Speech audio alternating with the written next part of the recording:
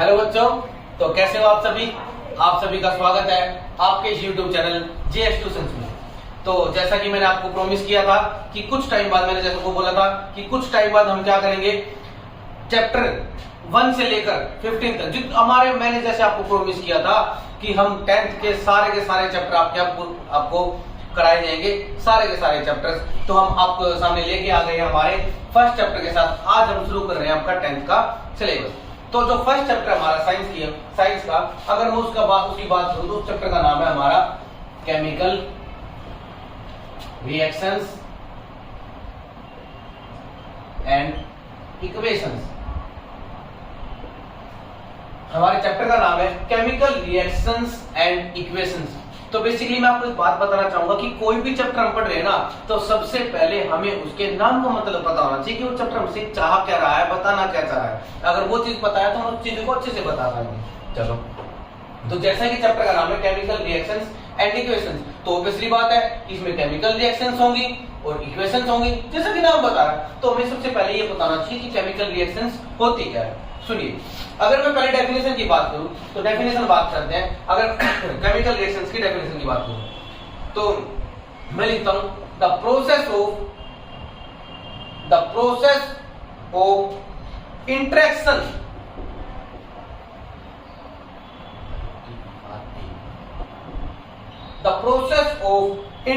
Of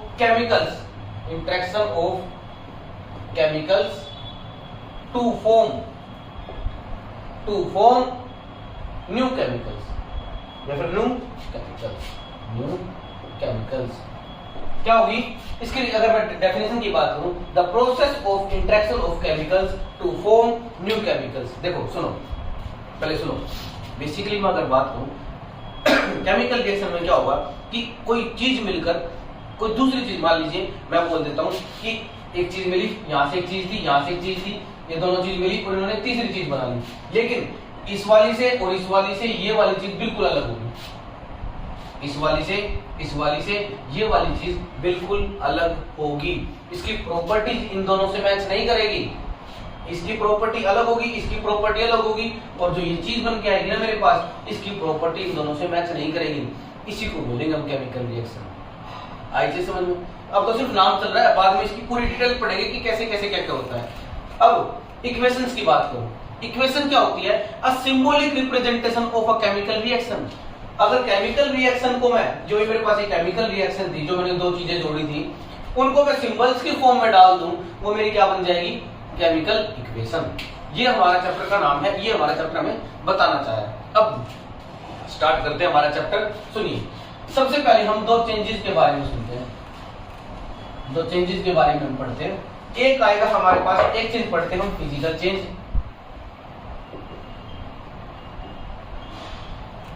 और दूसरा पढ़ते हैं हम केमिकल चेंज। एक आता है हमारा फिजिकल चेंज, एक आता है हमारा केमिकल चेंज।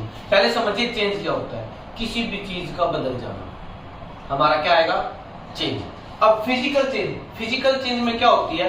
प्रॉपर्टीज चेंज नहीं होती। जैसे मान लीजिए मेरे पास एक पेड़ था, लकड़ी का गुड़का बना है, उसको काट के मैंने चेयर बना दी, उसको काट के मैंने टेबल बना दी। तो क्या देखो, क्या जो पेड़ था उसको आग लगाओ तो जल सकता है, चेयर जल सकती है, टेबल जल सकती है, प्रॉपर्टी सेम है। लकड़ी है, लकड़ी को पानी में डाल दो, पानी पे तैर जाएगी, कुर्सी को डाल दो वो भी तैर जाएगी, एंड टेबल को डालो वो भी तैर जाएगी। प्रॉपर्टी सेम है, प्रॉपर्टी तो चेंज नहीं हुई। जिसमें चीजों की प्रॉपर्टीज चेंज ना हो, जिन चेंजेस के अंदर प्रॉपर्टीज, जो प्रॉपर्टीज होगी आपकी वो चेंज ना हो, उनको बोलेंगे हम फिजिकल चेंज। लेकिन जिसमें प्रॉपर्टीज चेंज हो जाए उसको बोलेंगे हम केमिकल चेंज। जैसे कि एग्जांपल के लिए बात करते हैं, मेरे पास दूध था और दूध में मैंने थोड़ा सा दही डाल दी, या फिर थोड़ा सा, हमारे हरियाणा में बोलते जामुन डाल दिया, थोड़ा सा दूध में थोड़ा सा जामुन डाल दिया। होगा क्या? कुछ टाइम बाद वो दही में बदल जाएगा। तो पहले देखिए, दूध था, मिल्क था मेरे पास, मिल्क किस में बदल गया? कर्ड में। किस में बदल गया? कर्ड में। देखो पहले सुनो कि मिल्क कैसा टेस्ट, देखो आप मिल्क को सूंघोगे ना, उसके अंदर से स्मेल नहीं आती, लेकिन कर्ड के अंदर से स्मेल आती है। प्रॉपर्टीज चेंज हो गई, मिल्क का स्वाद खट्टा नहीं होता जबकि दही का स्वाद खट्टा होता है, प्रॉपर्टी चेंज हो गई। इसके अंदर विटामिन सी नहीं पाया जाता, इसके अंदर पाया जाता है क्योंकि खट्टी होती है। ठीक है ना। तो इसकी प्रॉपर्टी चेंज हो गई, तो ये क्या सी प्रोसेस हमारी केमिकल प्रोसेस। तो जिसमें प्रॉपर्टीज चेंज हो जाए वो हमारी कौन सी प्रोसेस होगी, तो कौन से चेंजेस होंगे, केमिकल चेंजेस। ठीक है, एक और एग्जांपल की बात कर लेते हैं हम। मान लीजिए मेरे पास क्या थी, एक हाइड्रोजन थी और एक ऑक्सीजन थी, उन दोनों को मिला के मैंने क्या बना दिया, वाटर बना दिया। अब इनके बारे में सुनिए, H2 water, sorry H2 hydrogen एक बहुत ही फ्लेमेबल गैस होती है, आग को बहुत जल्दी पकड़ती है, जलने का काम करती है।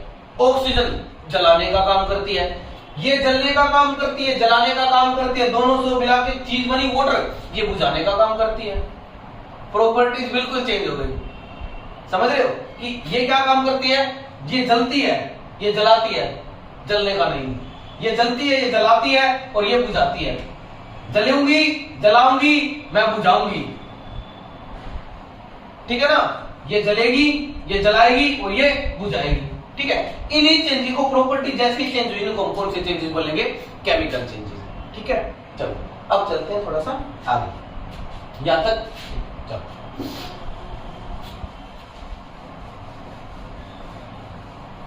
अब जब हमने चैप्टर स्टार्ट करना, इस चैप्टर में सबसे पहले ना आपके पास एक एक्टिविटी मिलती है कि क्या मिलेगा कि मैग्नीशियम जो रिबन होता है उसको जलाने से पहले रब क्यों किया जाता है, सैंड पेपर से, हमारे यहाँ पे हिंदी बोलते हैं रेगमार से, कि जो आपका मैग्नीशियम रिबन होता है ना, मान लीजिए मैग्नीशियम रिबन है मेरे पास, ये मेरे पास कोई मैग्नीशियम रिबन है, इसको जलाने से पहले सैंड पेपर से, रेगमार से रब क्यों किया जाता है। देखिए क्या होता है, जब इसको निकालेंगे ना, ये क्या कर लेता है, ये एयर के साथ कांटेक्ट में आ जाता है, एयर के साथ किस में आ जाता है, कांटेक्ट में रहता है ये। तो उस एयर को जो उसके ऊपर जो कोटिंग आ जाती है, जो उसके ऊपर एक पतली सी लेयर आ जाती है ना, इस लेयर को हटाने के लिए क्या किया जाता है, इसके ऊपर सैंड पेपर से रब किया जाता है। जब इसको सैंड पेपर से रब करेंगे तो क्या होगी, जो ऊपर की लेयर होगी वो ऐसे हट जाएगी, ऊपर की लेयर हट गई, ऊपर की लेयर हट गई, तो अब इसको, अब मेरे पास क्या बचा, ओनली मैग्नीशियम, क्या बचा, ओनली मैग्नीशियम। अब इसको जलाया जाएगा, और जब इसको जलाया जाता है, जब इसको जलाया जाता है तो ये किस प्रकार कैसी लाइट प्रोड्यूस करता है, व्हाइट लाइट। ध्यान रखना, कैसी लाइट, व्हाइट लाइट प्रोड्यूस करता है। और केमिस्ट्री के अंदर अगर किसी भी चीज को जलाने की बात आ जाए तो सोच लेना उसकी बात, उसकी रिएक्शन चल रही है ऑक्सीजन के साथ, ठीक है। इसके एग्जांपल लिखता हूं मैं, सॉरी इसका रिएक्शन लिखता हूं मैं, क्या रिएक्शन होगी, Mg मैग्नीशियम प्लस, जला रहे हैं तो ऑक्सीजन, और रिएक्ट में क्या बनेगा, MgO। अब जब इसको जलाएंगे तो व्हाइट कलर की लाइट निकलेगी। अब जो जल के जो इसकी एस गिरेगी ना नीचे, जो इसकी राख गिरेगी नीचे, उस वो राख होगी हमारी MgO। इसको बोलेंगे मैग्नीशियम ऑक्साइड। क्या बोलेंगे, मैग्नीशियम ऑक्साइड। हाँ, क्या बोलेंगे इसको, मैग्नीशियम ऑक्साइड। ये आपकी पहली एक्टिविटी थी कि इसको रब क्यों किया जाता है, ठीक है। अब चलते हैं आगे,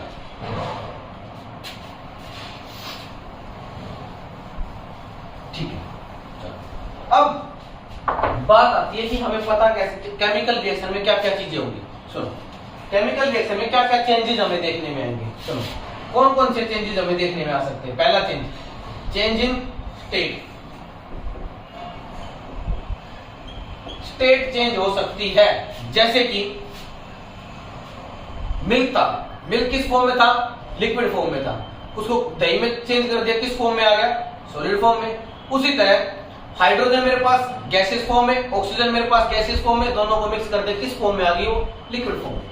जैसे कि बात करूं मैं इसकी, हाइड्रोजन था मेरे पास किस फॉर्म में होता है, गैसेस फॉर्म में, ऑक्सीजन मेरे पास किस फॉर्म में होता है, गैसेस फॉर्म में। दोनों को चेंज कर, दोनों को जब ऐड किया, दोनों को रिएक्ट किया, तो हमारे पास क्या आया, वाटर, और वाटर हमारा किस फॉर्म में होता है, लिक्विड के फॉर्म में।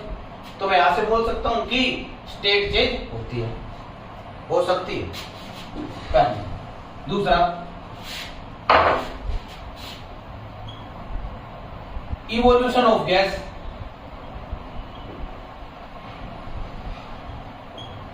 गैस बन सकती है इसमें। दूसरी, तीसरी चीज, change in state, change evolution of gas, change in colour.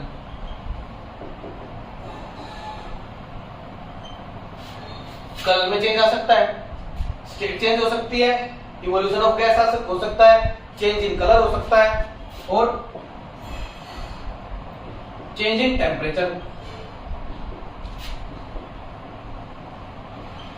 Temperature में चेंज आ सकता है और चेंज इन ऑर्डर। ध्यान रखना ये ऑर्डर है, एक होता ऑर्डर, यहां पे लिखा हूं मैं ऑर्डर, आदेश देना, ये ऑर्डर है। स्मेल, चेंज इन स्मेल, इसको चेंज इन ऑर्डर, ये अलग है, ठीक है, इसमें चेंज हो सकता है। तीसरा फॉर्मेशन ऑफ प्रेसिपिटेट, प्रेसिपिटेट बन सकते हैं। अब इसी सारी चीजों पे बात करेंगे आगे, सारी चीजों पे कि प्रेसिपिटेट क्या होते हैं। देखो बेसिकली बात करूं तो स्टेट में चेंज हो सकता है जब भी हम केमिकल रिएक्शन करेंगे। गैस बन सकती है, उसमें कुछ भी हाइड्रोजन भी बन सकती है, कोई भी गैस बन के बाहर निकल सकती है, CO2 भी बाहर निकल सकती है। जैसे कि हम सांस लेते हैं, हम सांस ले रहे क्या है, केमिकल रिएक्शन है, और हमें गैस बाहर छोड़ रहे CO2, evolution of gas. Colour में चेंज आ सकता है, चेंज इन टेम्परेचर, टेम्परेचर में चेंज आ सकता है, चेंज इन ऑर्डर, स्मेल में चेंज आ सकता है, और फॉर्मेशन ऑफ प्रेसिपिटेट, प्रेसिपिटेट बन सकते हैं। क्या होता है, मान लीजिए कुछ रिएक्शन करते हैं ना, नीचे उसको क्या करते हैं, छोटे छोटे टुकड़े से बोल सकते हो आप, कोई ऐसे टुकड़े जो इनसोल्युबल होंगे, उसमें घुलेंगे नहीं, उन छोटे छोटे टुकड़ों को क्या बोलेंगे, प्रेसिपिटेट। ठीक है, चले आगे। अगर आपको कोई डाउट आता है ना, कमेंट कर सकते हो आप। चल अब हम कुछ रिएक्शंस पढ़ेंगे, टाइप्स ऑफ केमिकल रिएक्शंस। हम कुछ केमिकल रिएक्शंस के बारे में पढ़ेंगे, मैं नहीं डाल देता हूं। टाइप्स ऑफ, एक सेकंड, सॉरी, इससे पहले मैं आपको बैलेंसिंग सिखाऊंगा। बैलेंसिंग, बैलेंसिंग हमने एक 9th क्लास में एक चीज पढ़ी थी, कंजर्वेशन ऑफ मास, कि mass neither be created nor be destroyed but it change reactant to product. पहले आपको बता देता हूं रिएक्टेंट क्या होता है, प्रोडक्ट क्या होता है। मान लीजिए कोई रिएक्शन करता हूं, यहां पे मैंने लिखा H2, यहां पे लिखा मैंने O2, और इसको चेंज कर दिया मैंने यहां पे वाटर में। तो जो इस तरफ होगा, देखो ये जो मेरे पास एरो होगा ना, इसको बोलेंगे एरो की टेल, और ये होगा एरो का हेड। जो टेल होगी ना, इस तरफ तो होंगे मेरे रिएक्टेंट, ये बोथ आर रिएक्टेंट, और ये मेरा क्या होगा, प्रोडक्ट। रिएक्टेंट मिलकर क्या बना रहे हैं, प्रोडक्ट। ठीक है, तो हम बैलेंसिंग देखेंगे। मान लीजिए मैं बैलेंसिंग कैसे करेंगे, हम hit and trial method use करेंगे, जो कि आपके 10th में 10th तक आपका hit and trial method use करेंगे। चलो हम क्या करेंगे, मान लीजिए मैं गैस ले लेता हूं H2, एक चीज ले लेता हूं O2, ये मेरे दोनों मेरे पास क्या, रिएक्टेंट 1, रिएक्टेंट 2, इनसे मिलकर बना दिया मैंने H2। बेसिकली हमें करना क्या होता है कि जितना मास इस तरफ होगा ना चीजों का, उतना ही मास मुझे उस तरफ ले जाना। मास ना यहाँ पे इस तरफ भी ज्यादा नहीं करते। देखो बैलेंस, आपने पता होगा बैलेंस, बैलेंस बोलते हैं किसी दोनों तरफ चीजों का बैलेंस करके चलना, इस तरफ ज्यादा नहीं, इस तरफ ज्यादा नहीं, किसी तरफ भी बड़ा, दोनों तरफ बराबर करनी पड़ेगी हमें चीजें, वही चीजें करके चलना। अब सुनो, हम यहाँ पे बैलेंस करते चलते हैं। इसके कुछ रूल होते हैं कि आप यहाँ पर ही कुछ लगाओगे, इस तरफ लगाओगे, इस तरफ लगाओगे, इस तरफ लगाओगे, नीचे आप कुछ नहीं, यहाँ पे कुछ नहीं लगा सकते आप, ना आप यहाँ पे लगा सकते, ना आप नीचे आप कुछ नहीं लगा सकते। और एक चीज सुनना कि कहीं से भी आपने कुछ भी लगाया ना इस इक्वेशन में, जो भी ये मेरे पास केमिकल इक्वेशन है, आपने इसके अंदर कुछ भी 1 2 3 4 5 कुछ भी लिखा, आपको पूरी इक्वेशन शुरू से चेक करनी पड़ेगी। ये दो रूल आपको ध्यान रखने पड़ेंगे। चलो सबसे पहले हम हाइड्रोजन के लिए चेक करते हैं, हाइड्रोजन के लिए। तो यहाँ पे हाइड्रोजन कितने, 2, यहाँ पे कितने, 2, तो हाइड्रोजन मेरा बैलेंस है, दोनों तरफ बराबर है। यहाँ पे 2 हाइड्रोजन और यहाँ पे 2, मेरा हाइड्रोजन पूरा बैलेंस है। चलो ऑक्सीजन देखते हैं, ऑक्सीजन यहाँ पे कितनी, 2, यहाँ पे कितनी, 1, यहाँ पे ऑक्सीजन 2, यहाँ पे ऑक्सीजन 1, तो जो कम है उसको बढ़ाया जाएगा। यहाँ पे मैंने कितनी कर दी, 2। लेकिन अब मेरा आता रूल नंबर 2 कि कुछ भी छेड़ा तो सारी इक्वेशन शुरू से चेक करनी पड़ेगी। अब सारी इक्वेशन शुरू से चेक करते हैं, हाइड्रोजन भी दोबारा चेक होगा, हाइड्रोजन को चेक करेंगे। यहाँ पे हाइड्रोजन कितने, 2, यहाँ पे हाइड्रोजन कितने, देखो 2 2 जा 4, यहाँ पे 2 मल्टीप्लाई होगी यहाँ पे, तो 2 2 जा 4। अब यहाँ पे हाइड्रोजन 4, यहाँ पे हाइड्रोजन 2, नहीं, इसको बराबर करना पड़ेगा, तो कम वाले को बढ़ाएंगे। अब यहाँ पे हाइड्रोजन कितने हो गए, 2 2 जा 4, हाइड्रोजन 4, हाइड्रोजन 4 हो गया। ऑक्सीजन, यहाँ पे 2 ऑक्सीजन और यहाँ पे देखो कुछ नहीं है तो 1 मानेंगे, तो 2 1 जा 2, और ऑक्सीजन भी कितनी होगी, 2 यहाँ पे 2 यहाँ पे, मेरी इक्वेशन बैलेंस हो गई।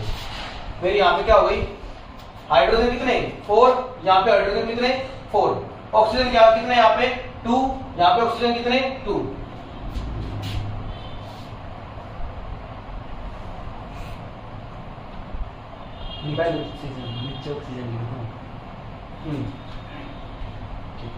ठीक है, मेरी क्या होगी यहाँ पे रिएक्शन, मेरी क्या होगी बैलेंस होगी। ठीक है, चलो इस ऐसे ही हम एक एग्जांपल और देखते हैं। चलो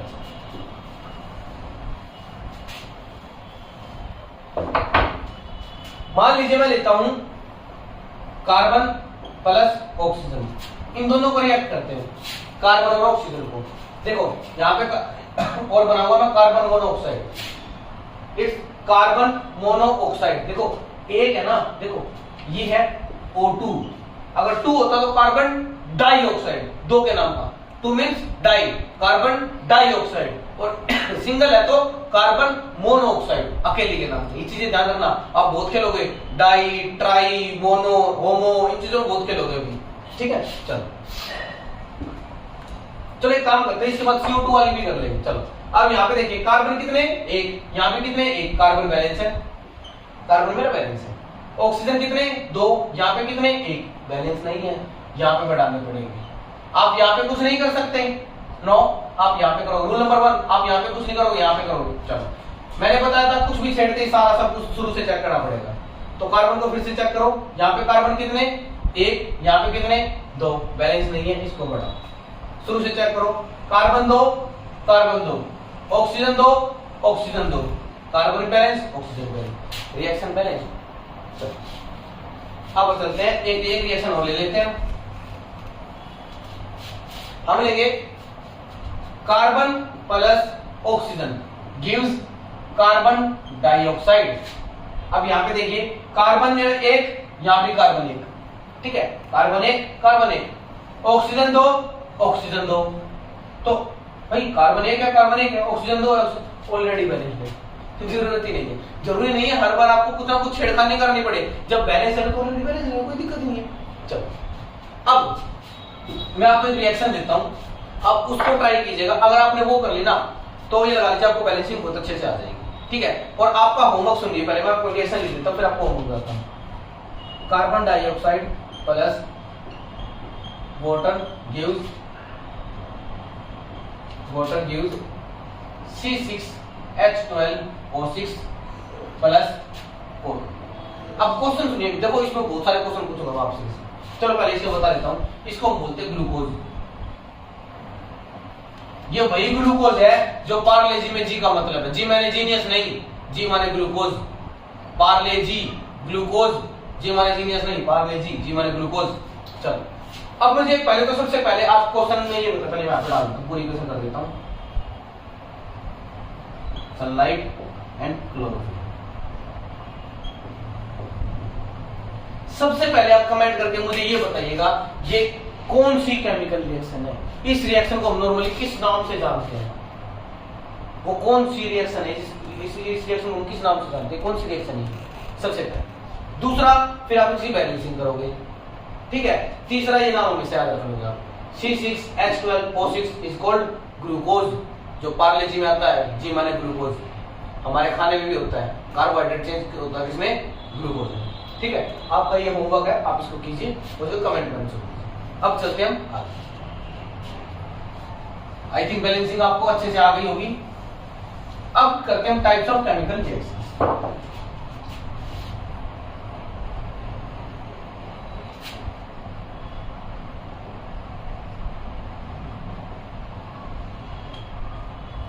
टाइप्स ऑफ केमिकल रिएक्शन। सबसे पहले बात करेंगे हम कॉम्बिनेशन रिएक्शन।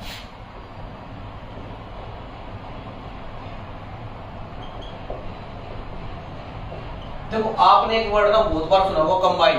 कई बार क्या हुआ होगा, आपकी क्लास में बहुत कम बच्चे आए होंगे, मान लीजिए 8th में, 9th में और 10th में बहुत कम बच्चे आए हैं। टीचर ने क्या होगा, तीनों क्लास को क्या बोला, कंबाइन कर दो, मिला दो। किन चीजों को मिला देना क्या कहलाता है, कॉम्बिनेशन। मान लीजिए मैं आपको एक एग्जांपल देता हूं, मान लीजिए मेरे पास एक ये है, मेरे पास ये तीन इसको और इसको मैंने मिला दिया, और इसको मिलाने से ये चीज बन गई। इसको और इसको मिलाया, इसको मिलाने से ये चीज बन गई। क्या है, दोनों को कंबाइन, दोनों को कंबाइन किया और एक ये चीज बन गई। कौन सी गैस? Combination reaction. चलो जैसे कि यहां पे सुने A प्लस B को मिलाया आपस में तो क्या बन गया? C। एग्जांपल ले लेते हैं, हाइड्रोजन और ऑक्सीजन को मिला रहे हैं तो यहां पे क्या बन रहा है मेरा? वाटर। क्या है मेरी? कॉम्बिनेशन। तो देखो दो रिएक्टेंट थे, when two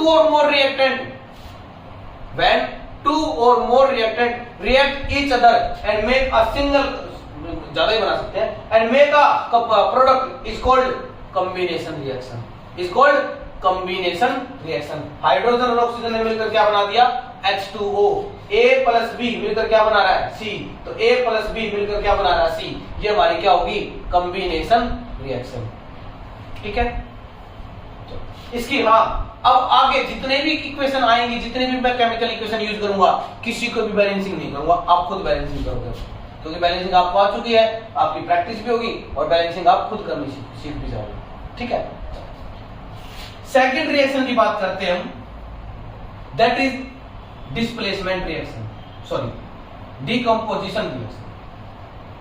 डीकंपोजिशन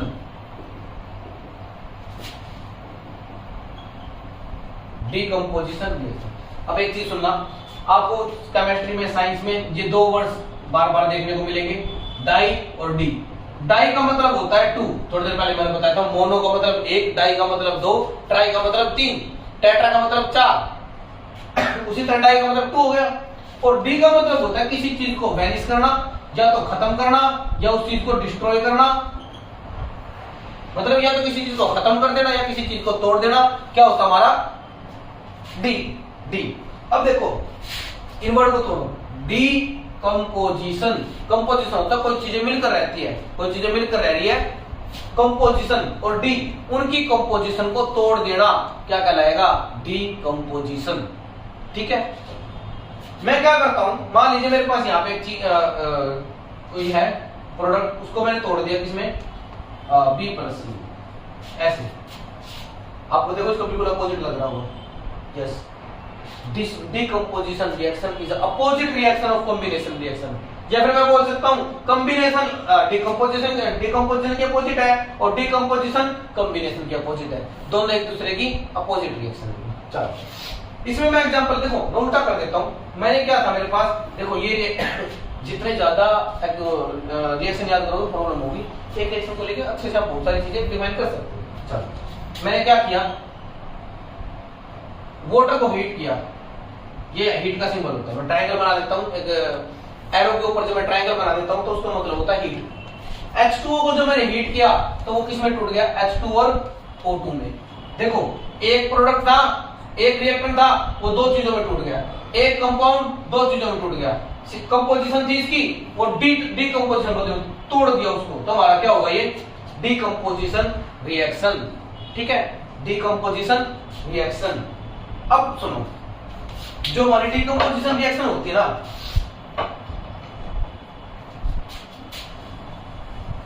जो हमारी डीकंपोजिशन रिएक्शन होती है बेसिकली तीन टाइप की होती है।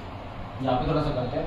जो डीकंपोजिशन रिएक्शन होती है वो बेसिकली तीन टाइप की होती है, मतलब तीन टाइप से हम डीकंपोजिशन करवा सकते हैं। सबसे पहली टाइप की बात करूं मैं, thermolysis. Thermolysis decomposition.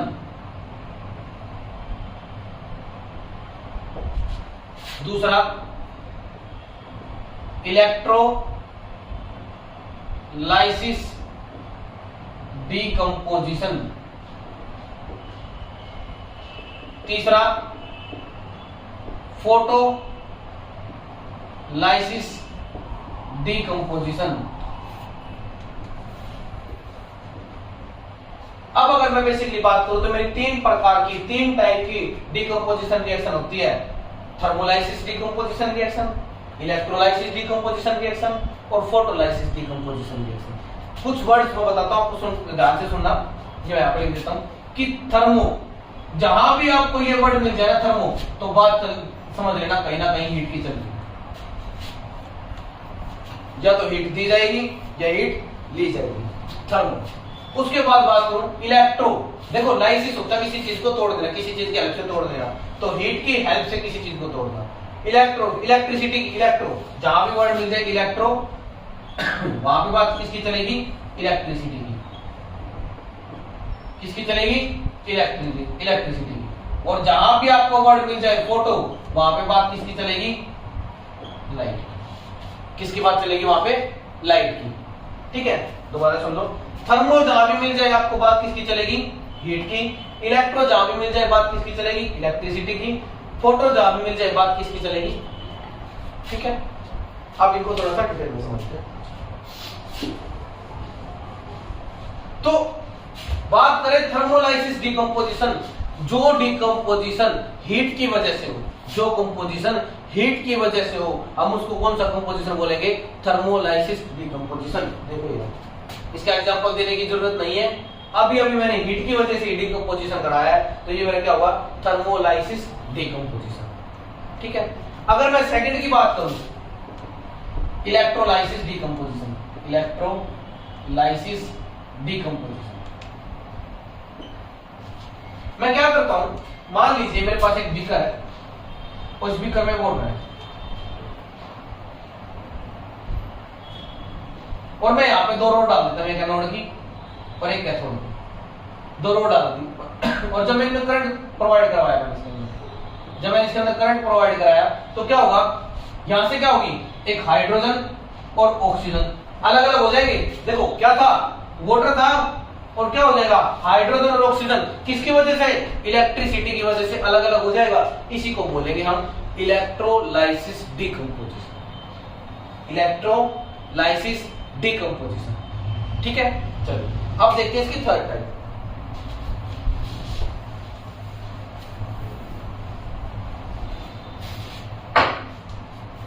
Third type है हमारी फोटोलाइसिस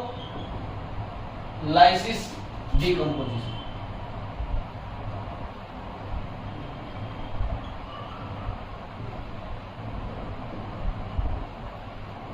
इसमें क्या होगा, सनलाइट की वजह से जो डिकम्पोजिशन हो उसको कौन सा डिकम्पोजिशन बोलेंगे, फोटोलाइसिस डिकम्पोजिशन। समझिएगा, मान लीजिए मेरे पास है AgBr, बोलेगा हम सिल्वर ब्रोमाइड। इसको क्या किया, सनलाइट आई ऊपर से और इसको किसमें तोड़ देगी, Ag अलग कर देगी और Br को अलग, सिल्वर अलग कर दिया और ब्रोमाइड अलग कर दिया। इसी को क्या बोलेंगे, फोटोलाइसिस डिकम्पोजिशन। आपको शायद पता नहीं होगा, क्योंकि पुराने टाइम में जब फोटो वगैरह खींचते थे ना, तो जो ब्लैक कलर की रील आती थी जिसको नेगेटिव बोलते थे, उस नेगेटिव में इसका यूज होता था। और जब आप फोटो खींचते थे, आपके पेरेंट्स बोलते थे इसको पीछे से खोल के मत देखना, नहीं तो फोटोज खराब हो जाएंगी। ये रीजन था। जैसे अब उसको सूरज की रोशनी में खोलते, होता क्या, Ag अलग हो जाता और Br अलग हो जाता, तो फोटो खराब हो जाता। ठीक है, तो ये होगा हमारा डिकम्पोजिशन, कॉम्बिनेशन रिएक्शन होगी, डिकम्पोजिशन रिएक्शन होगी। अब चलते हैं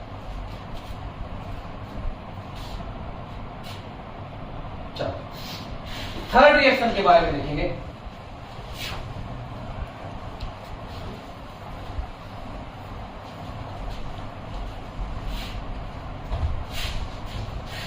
थर्ड रिएक्शन होगी मेरी डिस्प्लेसमेंट रिएक्शन।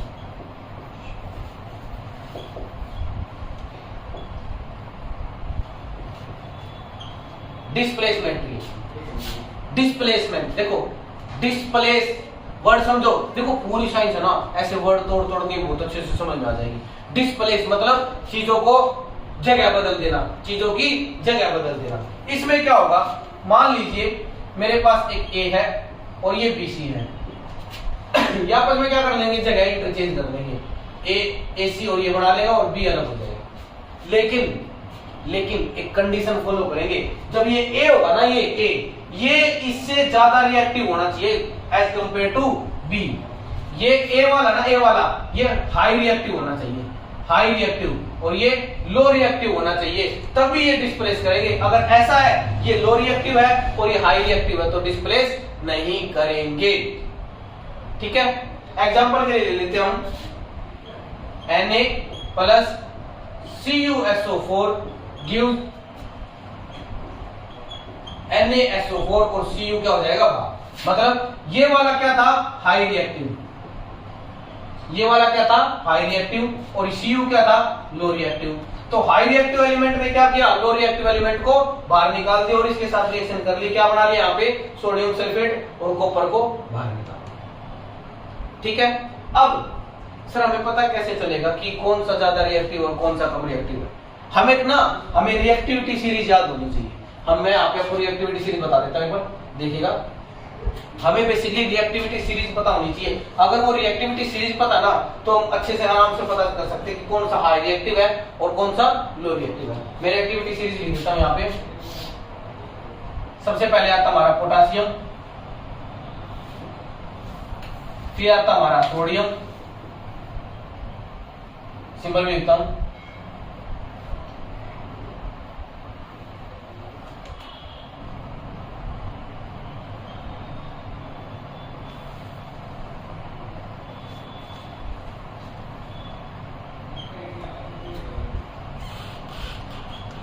ये मैंने सिंबल लिख दिए।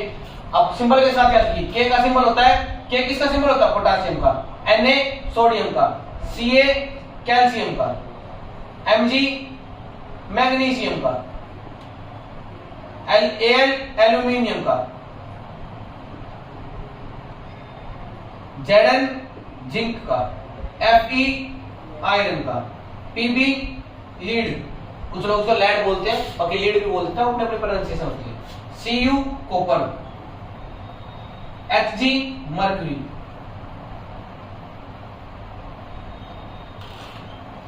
Ag सिल्वर और Au गोल्ड। अब कुछ इसमें ना बीच में हमने नाम भी छोड़ दिए, मतलब नाम छोड़ देने का क्या है कि जो हमने मेन है ना, हमने वही के जो यूज नहीं होते, जैसे सिट्रीन हो गया वो होगा, लेकिन बेसिक से देखा जाए तो इससे भी कम रिएक्टिव होता है गोल्ड से कम रिएक्टिव होता है प्लैटिनम। गोल्ड की ज्यादा कीमत होने का राज यही कि गोल्ड को कहते हैं ना कि सोने को कभी जंग नहीं लगता, क्योंकि वो सबसे कम रिएक्टिव होता है। जंग लगेगा ही कैसे, रिएक्ट नहीं करता जल्दी से किसी के साथ, इसलिए सोने में जल्दी से जंग नहीं लगता। ठीक है, चलो ऐसे होती है रिएक्टिविटी सीरीज, ऐसे सबसे ऊपर सबसे ज्यादा रिएक्टिव और सबसे नीचे सबसे कम रिएक्टिव। अब सर याद कैसे करें सीरीज को? इस सीरीज को याद करने के लिए ट्रिक का यूज कर सकते हो आप। देखो कैसे आप याद करोगे, कैटरीना ने कार मांगी, ऑल्टो जैन फरारी। कैटरीना ने कार मांगी, ऑल्टो जैन फरारी, फिर भी क्यों मिली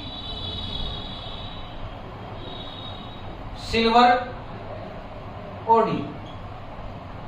ये आपकी रिएक्टिविटी सीरीज। क्या, दोबारा सुनो, कैटरीना ने कार मांगी, ऑल्टो जैन फरारी, फिर भी क्यों मिली सिल्वर ओडी? ये आपकी रिएक्टिविटी सीरीज याद करने के ट्रिक लगा सकते हो, आप कुछ भी लगा लीजिए, इससे आप बिल्कुल आसानी से याद कर सकते हो कि ये हमारी रिएक्टिविटी सीरीज है। सबसे ऊपर हाई रिएक्टिव एलिमेंट, सबसे नीचे लो रिएक्टिव एलिमेंट। याद नहीं होंगे, याद करने की क्या ट्रिक होगी, कैटरीना ने कार मांगी, ऑल्टो जैन फरारी, फिर भी क्यों मिली सिल्वर ओडी? कैटरीना ने कार मांगी, ऑल्टो जैन फरारी, फिर भी क्यों मिली सिल्वर ओडी? 4 बार बोलिए, कैटरीना ने कार मांगी, ऑल्टो जैन फरारी, फिर भी क्यों मिली सिल्वर ओडी? कैटरीना ने कार मांगी, ऑल्टो जैन फरारी, फिर भी क्यों मिली सिल्वर ओडी? कैटरीना ने कार मांगी, ऑल्टो जैन फरारी, फिर भी क्यों मिली सिल्वर ओडी? कैटरीना ने कार मांगी, ऑल्टो जैन फरारी, फिर भी क्यों मिली सिल्वर ओडी। और 5वीं बार में आपको याद होगी। इस तरीके से आप पूरी रिएक्टिविटी सीरीज याद कर सकते हो, फिर आपको प्रॉब्लम नहीं आएगी ये देखने में कि कौन सा लेस रिएक्टिव है और कौन सा हाई रिएक्टिव है। ठीक है, कर लोगे डिस्प्लेसमेंट रिएक्शन। चलो अब चलते हैं आगे, फोर्थ पे हमारा हम बात करेंगे अब यहाँ पे डबल डिस्प्लेसमेंट रिएक्शन की। डबल डिस्प्लेसमेंट रिएक्शन, देखो डिस्प्लेसमेंट आपने पढ़ लिया, समझ गए होंगे चेंज करना, लेकिन मैं बात करूं डबल डिस्प्लेसमेंट। डबल मतलब दो बार डिस्प्लेसमेंट करेगा आपके बाद। कैसे करेंगे, मान लीजिए मैं ले लेता हूं, एक है मेरे पास ए बी, दूसरा है मेरे पास सी डी। इसमें क्या होगा, ए रिएक्ट कर लेगा मेरा सी के साथ और बी रिएक्ट कर लेगा मेरा किसके साथ, डी के साथ। इसने इसके साथ रिएक्ट कर लिया, इसने इसके साथ रिएक्ट कर लिया, क्या बन गया AC प्लस BD। क्या हो गई मेरी डबल डिस्प्लेसमेंट रिएक्शन। एग्जांपल के लिए बात करूं मैं,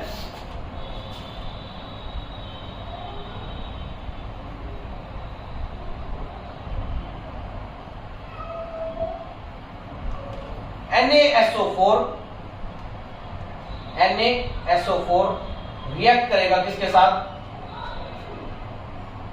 ZnCl। किसके साथ? ZnCl। ये आपस में रिएक्ट करके क्या बना लेंगे? Na तो बना लेगा Cl plus ZnSO4, zinc sulphate. ये होगी हमारी डबल डिस्प्लेसमेंट रिएक्शन। अब इसके बाद हम कुछ रिएक्शंस करते हैं, जैसे कि हमारे पास एक रिएक्शन है रेडॉक्स रिएक्शन। कौन सी रिएक्शन? Redox reaction. देखिए जो रेडॉक्स रिएक्शन है ना, ये नाम बना है re plus dox, red plus ox. Red stands for reduction and ox stands for oxidation. तो जो इन दोनों का नाम जो मिलकर बना ना, वो मेरा क्या बनेगा? Redox reaction. दोबारा सुनिए, redox reaction. Red means reduction, ox means oxidation. Sir reduction oxidation होता क्या है? सुनो, रिडक्शन इसमें क्या होगा? Removal of oxygen, addition of hydrogen. या तो इस रिएक्शन के अंदर ऑक्सीजन रिमूव हो जाए या इस रिएक्शन के अंदर हाइड्रोजन ऐड हो जाए, वो मेरा क्या होगा? रिडक्शन। इसके अपोजिट में या तो इसमें एडिशन हो जाए किसका? ऑक्सीजन का, या फिर रिमूवल हो जाए किसका? हाइड्रोजन का। बिल्कुल एक दूसरे के अपोजिट है। इसमें ऑक्सीजन का रिमूवल होता है, इसमें ऑक्सीजन का एडिशन होता है। इसमें हाइड्रोजन का एडिशन होता है, इसमें हाइड्रोजन का रिमूवल होता है। एक दूसरे की अपोजिट है, ठीक है। एग्जाम्पल के लिए हम ले लेते हैं एग्जाम्पल, जिंक प्लस क्या ले लेंगे हम? Zinc oxide plus carbon. ये क्या बनाएगा? Zinc plus carbon monoxide.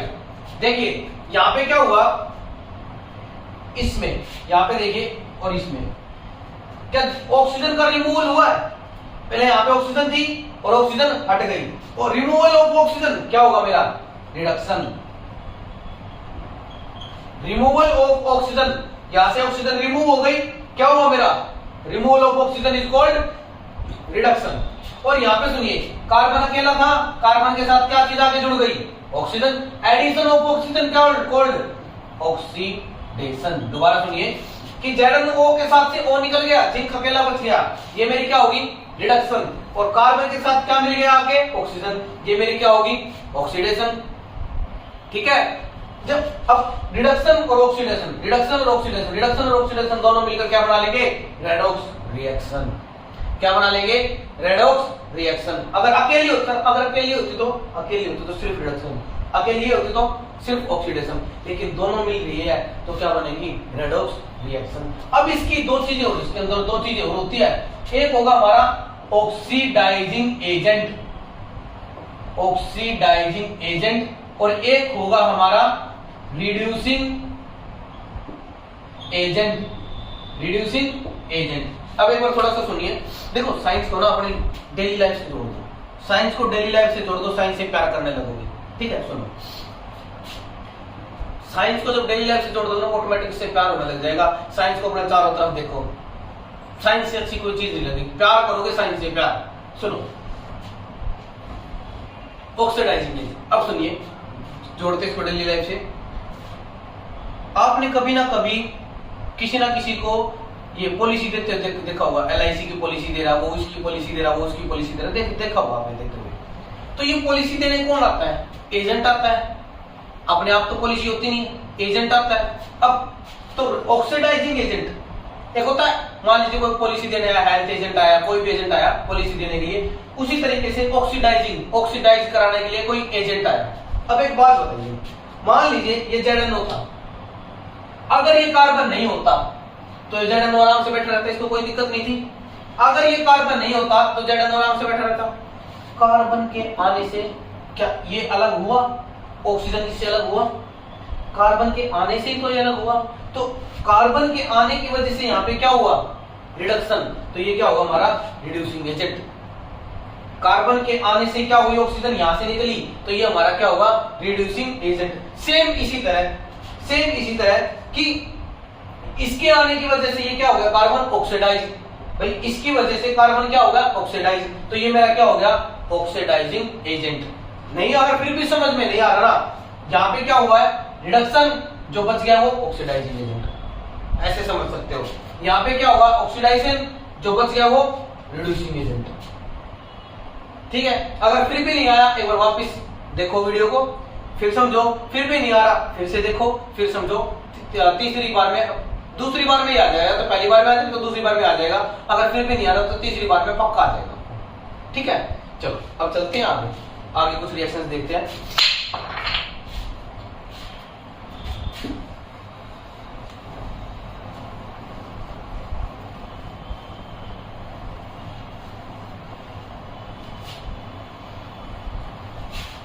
चलो आगे कुछ रिएक्शन की बात करता हूं मैं। एक रिएक्शन ले लेते हैं हम, एक्सोथर्मिक रिएक्शन।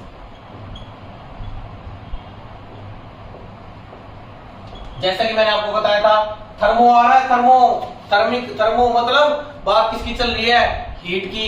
किसकी, हीट की। देखो क्या कह रहा है एक्सोथर्मिक, एक्सो मींस एक्सो को मान लेता हूं बाहर निकल रही है, एग्जिट।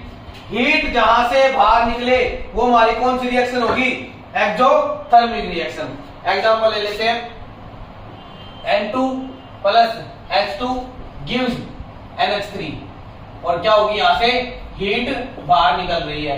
कौन सी रिएक्शन होगी, एक्सोथर्मिक रिएक्शन, जिसमें हीट बाहर निकले। जिस रिएक्शन में हीट निकले बाहर उसको कौन सी रिएक्शन बोलेंगे, एक्सोथर्मिक रिएक्शन। और इसी के अपोजिट में अगर दूसरी रिएक्शन की बात करूं तो हम कौन सी रिएक्शन बोलेंगे, एंडोथर्मिक रिएक्शन। Endothermic reaction. अब यहां से सुनो, एक्सोथर्मिक रिएक्शन के एक एग्जांपल और बताता हूं। आप सांस लेते हो, देखो आपकी सांसें कैसी आती है बाहर, गर्म, मतलब आप भी हीट छोड़ रहे हो। और हम कौन सी रिएक्शन, जब रेस्पिरेशन करते हैं ना, रेस्पिरेशन कैसी रिएक्शन, एक एक्सोथर्मिक रिएक्शन। आपके पेपर में क्वेश्चन भी आता है, is respiration is exothermic reaction? Yes, respiration is exothermic reaction. यहां पे रेस्पिरेशन का भी एग्जांपल दे सकते हो आप। रेस्पिरेशन कैसी रिएक्शन है, सांस लेना, जो सांस लेते हो पूरी कैसी रिएक्शन है, वो एक्सोथर्मिक रिएक्शन। अब एंडोथर्मिक रिएक्शन की बात करेंगे। एक रिएक्शन लिखता हूं मैं यहां पे, photosynthesis. Photosynthesis, photo word use हो रहा है, मतलब बात किसकी चल रही है, लाइट की। तो फोटोसिंथेसिस ये ऐसी प्रोसेस जिससे प्लांट्स क्या करते हैं, अपना फूड प्रिपेयर करते हैं, उसको हम कौन सी प्रोसेस बोलते हैं, फोटोसिंथेसिस। और ये प्रोसेस होते हैं एंडोथर्मिक होते हैं, क्योंकि विदाउट सनलाइट पौधे अपना भोजन नहीं बनाते। तो वो क्या करते हैं, हीट लेते हैं, जिसमें हीट बाहर निकले एक्सोथर्मिक, और जिसमें हीट देनी पड़े, हीट देंगे तभी तो अपना फूड बनाएंगे, जिसमें हीट देनी पड़े एंडोथर्मिक रिएक्शन। क्लियर, कोई दिक्कत? अब चलते हैं आगे।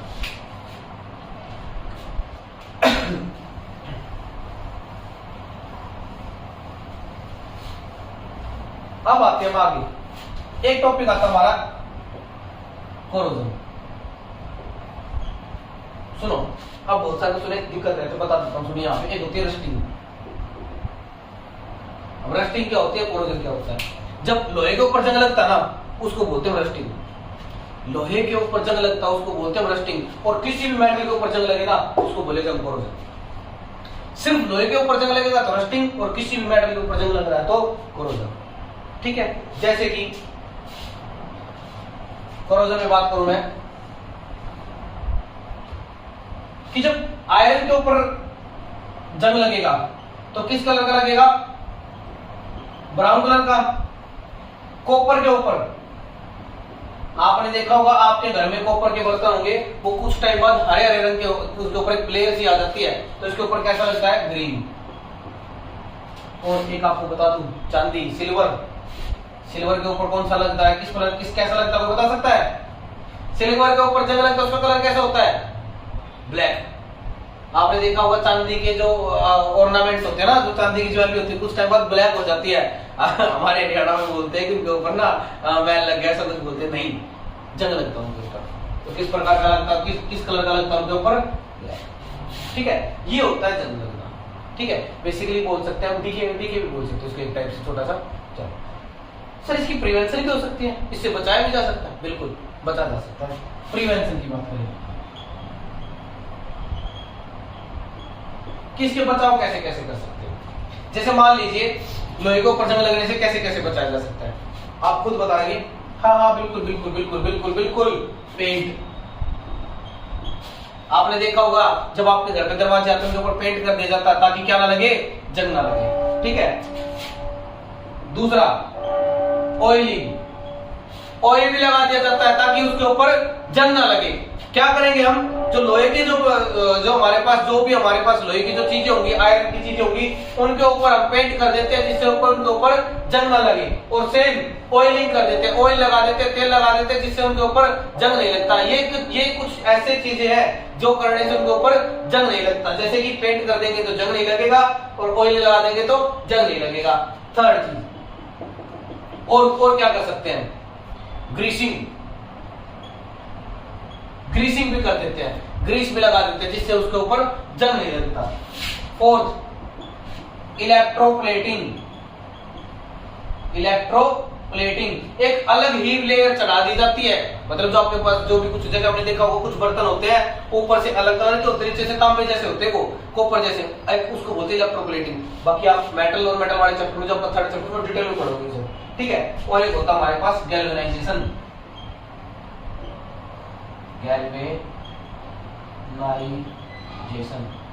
ये कुछ प्रोसेस होते हैं जिनकी वजह से, जिनकी हेल्प से प्रिवेंशन किया जा सकता है लोहे को, कोई भी हमारे पास मेटल है उसको जंग लगने से बचाया जा सकता है। ठीक है, चलो अब चलते हैं।